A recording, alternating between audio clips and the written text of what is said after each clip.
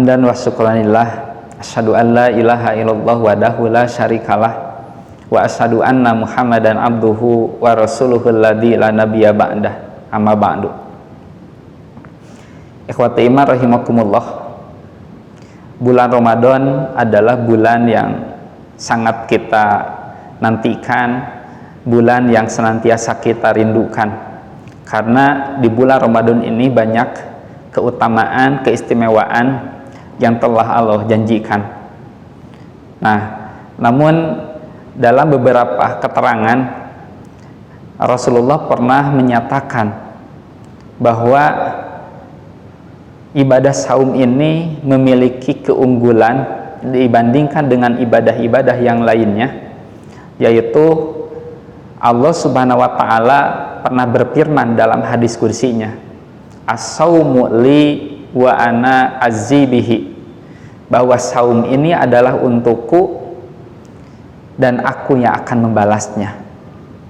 Jadi kalau ibadah yang lain, ibadah sholat, ibadah zakat, ibadah haji, dan semua ibadah itu adalah bukan untuk Allah, tapi untuk diri kita yang melakukannya. Tapi khusus untuk saum, kata Allah, as-saumu li, saum itu adalah untukku, wa ana azibihi, dan aku yang akan membalasnya. Nah, artinya saum ini memiliki keunggulan dibandingkan dengan ibadah-ibadah yang lain di sisi Allah Subhanahu wa Ta'ala, yaitu saum ini satu-satunya ibadah yang kita persembahkan untuk Allah Subhanahu wa Ta'ala. Nah, kenapa saum ini hanya untuk Allah? Oleh para ulama diantaranya ada yang menjelaskan karena saum ini adalah sirrun bainahu wa bainallahi ta'ala. Saum ini adalah ibadah yang tidak kelihatan dan hanya diri kita dengan Allah Subhanahu wa Ta'ala yang tahu. Jadi apakah kita ini saum atau tidak, itu tidak bisa dinilai oleh orang lain. Hanya diri kita sendiri dan Allah Subhanahu wa Ta'ala yang tahu.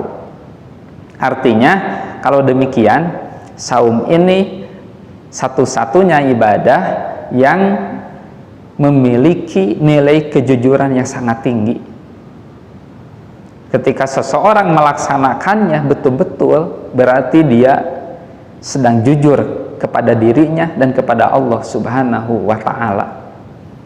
Oleh karena itu, as-saumu li wa ana azzibihi, saum itu adalah untukku dan aku yang akan membalasnya. Pertanyaannya, saum seperti apa yang akan kita persembahkan kepada Allah? Kalau ibadah yang lain mungkin masih bisa kelihatan oleh orang lain, tapi ibadah saum hanya diri kita dengan Allah Subhanahu wa Ta'ala. Ketika hanya satu-satunya ibadah ini untuk Allah, tentu saja ibadah ini harus betul-betul yang terbaik yang dipersembahkan kepada Allah Subhanahu wa Ta'ala. Nah, sementara Rasulullah Shallallahu Alaihi Wasallam dalam hadis yang lainnya menyatakan bahwa saum itu bukan hanya menahan diri dari lapar dan haus saja, tetapi dari perbuatan dan perkataan yang lago, yang ropas ya, yang jorok atau berbau porno, mengundang syahwat.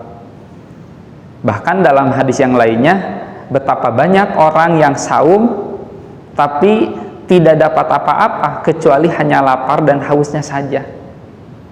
Artinya dari dua hadis ini, saum yang sesungguhnya bukan hanya menahan diri dari lapar dan haus saja, tapi saum yang sesungguhnya adalah menahan diri dari segala sesuatu yang dilarang oleh Allah Subhanahu wa Ta'ala. Jadi bukan hanya menahan diri dari lapar dan haus saja, tapi berbagai kemaksiatan, dosa-dosa baik yang besar ataupun yang kecil, apapun bentuknya harus kita tinggalkan apabila kita ingin betul-betul sempurna dalam menjalankan ibadah saumnya. Sebuah nasihat dari salah seorang sahabat sangat berharga bagi kita semua, yaitu idza sumta pasum sam'aka wa basaraka wa lisanaka minal kadhib wal ma'asim. Apabila engkau saum, maka harus saum juga pendengaran kalian, penglihatan kalian, terus walisanaka, dan lisan kalian dari dusta dan dari dosa. Jangan samakan hari engkau saum dengan hari engkau tidak saum. Artinya yang saum itu bukan hanya mulut dengan perut atau perut dengan parji, tapi seluruh anggota badan kita harus kita jaga. Jangan sampai melakukan dosa, melakukan sesuatu yang diharamkan oleh Allah Subhanahu wa Ta'ala. Karena itulah hakikat ibadah saum yang sebenarnya. Kenapa kita tidak makan? Kenapa kita tidak minum? Karena makan dan minum itu dilarang oleh Allah. Apakah kemaksiatan dibolehkan? Apakah membicarakan orang lain, gibah ya, itu diperbolehkan? Apakah korupsi diperbolehkan? Misalkan, tentu saja tidak boleh, baik ketika kita saum ataupun ketika kita tidak saum.